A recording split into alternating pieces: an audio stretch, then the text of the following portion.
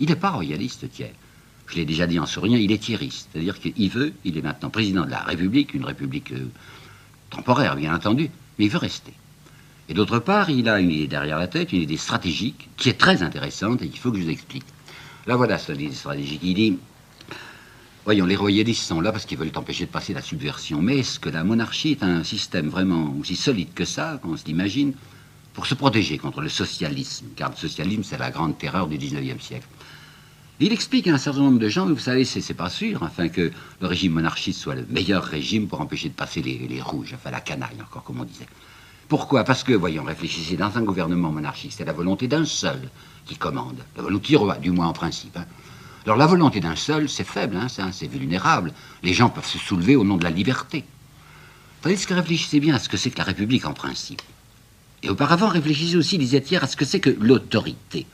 Ben, l'autorité, c'est une formule qui n'est pas de Thiers, mais je crois pouvoir résumer sa pensée comme ça. L'autorité, c'est la force qui obtient une obéissance consentie. Hein. La force qui obtient une obéissance consentie.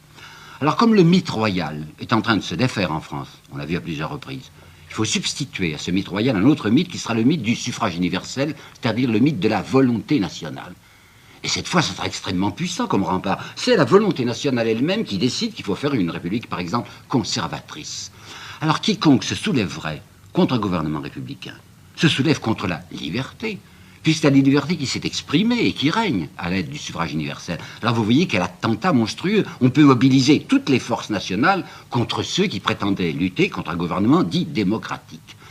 Oui, mais qu'est-ce que c'est que la volonté nationale? En fait, c'est la majorité. Hein.